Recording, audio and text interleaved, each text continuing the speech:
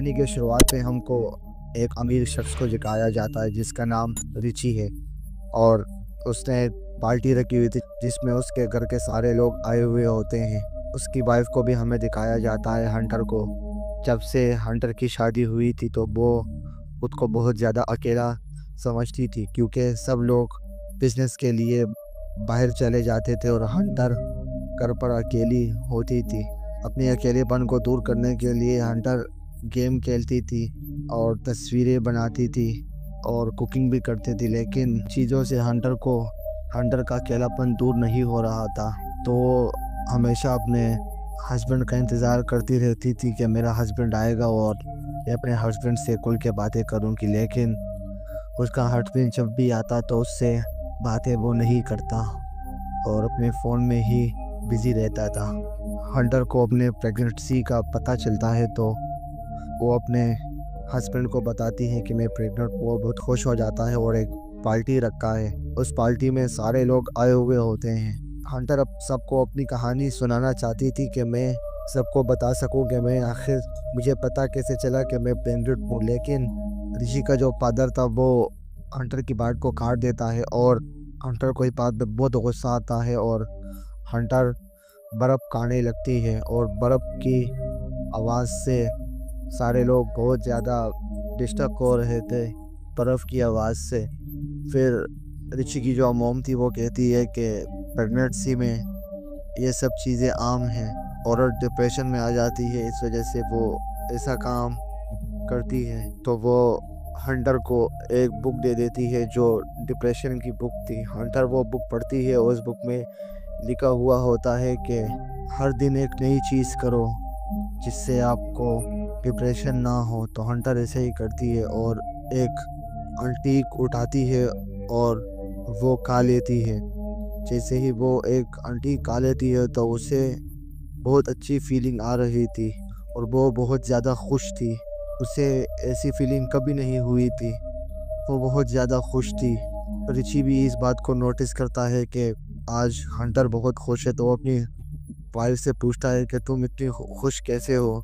तो हंटर से झूठ बोल देती। हंटर इस हद तक डिप्रेशन में चली गई थी कि वो जैसे ही बाथरूम में जाती है और वो अपना बड़ा पेशाब करती है तो उसके बड़े पेशाब में वो जो आंटीक उसने खाया हुआ बता है उस आंटीक को साफ कर देती है, उसे संभाल के रख देती है। उसके बाद ऋषि की मॉम की कुछ बातें हंटर को बुरी लग जाती हैं और हंटर सफाई करने लगती है। तो सफाई करते करते हुए उसमें एक कांटेदार चीज़ दिख जाती है और हंटर को उसको खाने का मन करता है, लेकिन हंटर जैसे ही उसे अपने मुंह में डाल देती है तो वो जो नोकीली चीज़ थी वो उसके ज़बान में फंस जाती है और हंटर फिर उसे निकाल देती है। लेकिन फिर भी हंटर पूरा दिन ये सोच रही थी कि मैं इस चीज़ को खा लूँ, तो वो ऐसा ही करती है और उस चीज़ को आखिर खा ही लेती है। लेकिन जैसे ही वो चीज़ उसके गले से उतरती है तो वो उसके गले को चीर देती है और उसके अंदरूनी पार्ट्स को भी ज़ख्मी कर देती है। और इसके बाद ऋषि देवताओं अपने दोस्तों को लाया हुआ बता है और ये सब पार्टी कर रहे होते हैं। जो चीज़ हंटर ने खाई थी वो नुकीली चीज़, उसकी वजह से उसकी तबीयत ख़राब हो रही थी। जैसे ही वो लेट्रिन में चली जाती है बड़ा पेशाब करने के लिए तो वो चीज़ तो निकल जाती है, लेकिन उसके जिस्म से खून बहने लगता है और जैसे ही उसका हस्बैंड आ रहा होता है तो वो सब चीज़ें साफ़ कर देती है। फिर उसके बाद ऋषि का फ्रेंड आता है और हंटर से कहता है कि मैं इस पार्टी में बहुत अकेला फील कर रहा हूँ, क्या आप मेरी फीलिंग दूर कर सकती हैं। तो वो एक दूसरे के गले लग जाते हैं। हंटर और भी ज़्यादा डिप्रेशन में चली जाती है और ऐसी ऐसी चीज़ें खा रही होती है जो आम इंसान नहीं खा सकता, जैसे सेल खाना, सेफ्टी पेन खाना और जो भी चीज़ मिले लोहे की वो खा लेना। और हैरानी की बात ये थी कि हंटर वो चीज़ों को अपने बड़े पेशाब के ज़रिए निकाल भी लेती थी और फिर उस चीज़ों को सजा भी देती थी। तो इससे ये मालूम होता है कि हंटर कितनी ज़्यादा डिप्रेशन में चली गई थी। फिर कुछ दिनों के बाद ऋषि हंटर को हॉस्पिटल ले आता है, जिससे वो हंटर का टेस्ट करवाता है कि उसका बेबी कैसा है।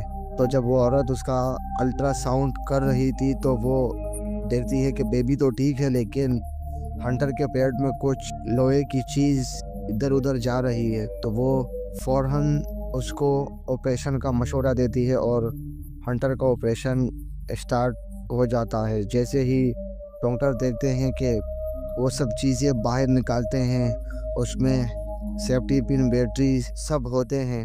डॉक्टर सब चीज़ें निकाल लेते हैं और वो ऋषि से कहते हैं कि तुम्हारी वाइफ को ऐसी बीमारी है जिसमें उसको ऐसी चीज़ें खाने का दिल करता है जो इंसान नहीं खा सकता।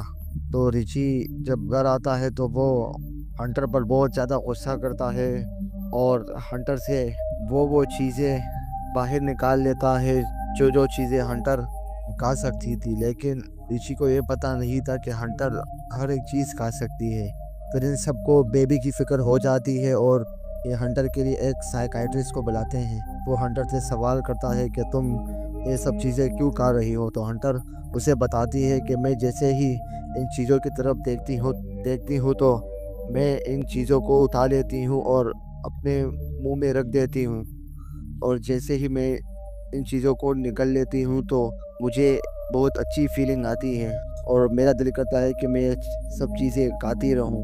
तो डॉक्टर को ये बात पता चलती है कि ये अभी भी वो चीज़ें खा रही है। फिर उसके बाद ऋषि एक बॉडीगार्ड रख देता है हंटर के लिए, जो इसके ऊपर 24 घंटे नज़र रख सके। और वो बॉडीगार्ड हंटर पर हर पल नज़र रखे हुए था। हंटर को वो बार बार चेक भी करता है, लेकिन वो गार्ड भी मन ही मन में सोच रहा था कि ये लड़की इतने बड़े घर में भी ये लड़की खुश नहीं है और इतनी सारी देखभाल, इतनी सारी केयर करने के बावजूद भी ये लड़की अजीब और गरीब हरकतें कर रही है। लेकिन हंटर बाथरूम में जाकर कुछ ना कुछ खा ही लेती थी, मेटल वगैरह। फिर ऋषि का बर्थडे भी आने वाला था तो हंटर बहुत खुश थी, सबको इस साथ अच्छे से बात करती है। तो वो सब हंटर को बताते हैं कि तुम्हें मेटल खाने वाली बीमारी हो गई है और तुम सब चीज़ें खाती रहती हो। तो वो बहुत ज़्यादा डिप्रेस हो जाती है और अपने हस्बैंड से कहती है ये बताने की क्या ज़रूरत थी सबको, तुमने सबको क्यों बताया। तो ऋषि कहता है कि मैं तुम्हारे लिए बहुत फिक्रमंद हूँ, इस वजह से मैंने सबको ये बातें बताई हैं। और उसके बाद वो थेरेपिस्ट जो थी वो बाहर आ गई थी और हंटर का उसके साथ बात करने का बहुत ज़्यादा दिल कर रहा था, लेकिन वो थेरेपिस्ट भी फिर चली गई थी।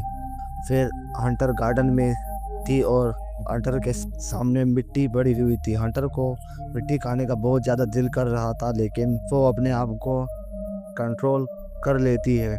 जैसे ही वो अंदर जाती है तो बाथरूम में ऋषि होता है और वो ऋषि की सब बातें सुन लेती है और वो डॉक्टर से कहता है कि तुम्हें मेरी वाइफ की हर एक बात मुझे बतानी है, हर एक बात जो वो तुमसे कह रही है।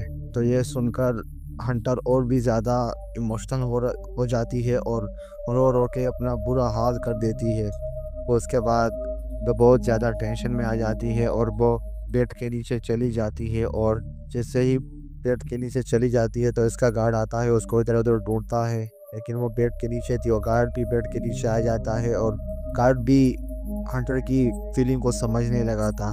और जैसे ही हंटर उठती है तो वो देखती है कि गार्ड भी उसके साथ ही बगल में सोया हुआ था और वो बाहर निकल जाती है। उसे कुछ चीज़ खाने का मन हो रहा था तो वो कुछ चीज़ ढूंढती है तो उसे एक स्क्रू ड्राइवर मिल जाता है और वो उससे निकल लेती है।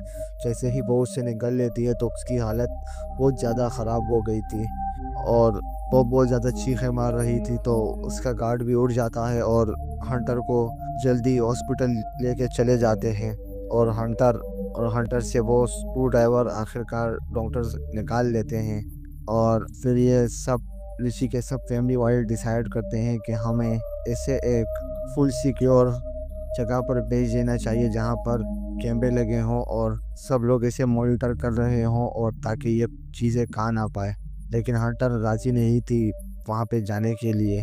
तो ऋषि उसे धमकी देता है, अगर तुम ने मेरी बात नहीं मानी तो मैं तुम्हें तलाक दे दूंगा। जो गार्ड खड़ा हुआ था वो भी हंटर की फीलिंग आउट समझ रहा था। अगले ही दिन ऋषि की पूरी फैमिली हंटर को जगह पर छोड़ने के लिए जा रही थी, तो हंटर चार्जर के बहाने घर पे आ जाती है और वो गार्ड भी उसके पीछे आ जाता है। तो वो हंटर से कहता है कि तुम भागना चाहती हो ना। उसको भी हंटर की हालत पे तरस आ चुका था और वो भी हंटर को भागने में उसकी मदद करता है। और जैसे ही ऋषि की पूरी फैमिली आती है तो वो उन लोगों को गलत डायरेक्शन दिखा देता है कि हंटर इस तरफ भागी है। तो हंटर भागते भागते हंटर एक टैक्सी पकड़ लेती है और एक होटल पे पहुंच जाती है। होटल से हंटर मिट्टी उठा लेती है और अपने साथ रख देती है और होटल के अंदर चली जाती है और ऋषि को कॉल करती है। ऋषि से कहती है कि मैंने तुमसे शादी की लेकिन तुमने मुझे टाइम ही नहीं दिया। पूरा दिन तुमने बिजनेस किया और मुझे टाइम ही नहीं दिया, और ये बेबी मैं तुम्हारे वजह से रखना चाहती थी। अगर तुम नहीं तो ये बेबी भी नहीं। फिर ऋषि उसे कहता है कि वापस आ जाओ, मैं तुमसे बहुत प्यार करता हूँ, वापस आ जाओ। और मेरे बगैर तुम्हारे पास ना कोई डिग्री है ना कुछ है, तुम मेरे बगैर नहीं रह सकती। लेकिन हंटर उसे कहती है कि तुमने मुझे अब तलाक देने का भी मुझे बता दिया है तो मैं तुम्हारे साथ अब नहीं रहना चाहती। वो फ़ोन काट देती है। इसके बाद वो अपनी मॉम को फ़ोन करती है और अपनी मॉम को सब कुछ बता देती है और अपनी मॉम से अपने फादर का पता पूछती है कि मेरे फादर आखिर कहाँ पर हैं। तो जैसे ही वो अपने फादर के घर पे जाती है तो उसने अगली शादी कर ली थी, उसके बच्चे भी थे। तो उसके बच्चे की बर्थडे पार्टी थी तो उसका फादर उसे कोई और समझ रहा था, तो वो उसे कहती है कि मैं तुम्हारी बेटी हूँ। तो उसका फादर कहता है कि तुम यहाँ पर क्या लेने आए हो। तो हंटर उससे गुस्से में कहती है कि तुमने मेरी माँ को पेंटेड करके फिर मेरी माँ को क्यों छोड़ दिया, तुमने मेरी माँ के साथ ऐसा क्यों किया, आखिर क्यों। तो वो इंसानों से बताता है कि मैं उस टाइम ताकत के नशे में था, मैंने तुम्हारी माँ के साथ बहुत गलत किया, इस वजह से मैं जेल भी चला गया और मुझे अच्छे बुरे का समझ आ गई कि चूँकि ये तुम्हारी मॉम के साथ बहुत ज़्यादा गलत किया और मुझे ऐसा नहीं करना चाहिए था, मैं अभी बहुत ज़्यादा शर्मिंदा हूँ। तो हंटर उसकी हालत को देखकर हंटर को ये लगने लगा था कि ये आदमी सच बोल रहा है और उसे बिना कुछ कहे वहाँ से खामोशी से चली जाती है। उसके बाद वो एक डॉक्टर के पास जाती है और एक गोली लेती है और उस बच्चे को आखिरकार ज़ाया कर देती है कि वो ये सोच रही थी कि मैं अब खुद को नहीं पाल सकती इस टाइम पर, तो मैं इस बच्चे को कैसे पालूंगी। और आखिरकार वो अपने बच्चे को ज़ाया कर देती है और अपनी नई ज़िंदगी की शुरुआत में लग पड़ती है। इसी के साथ कहानी यहीं पर ही ख़त्म हो जाती है।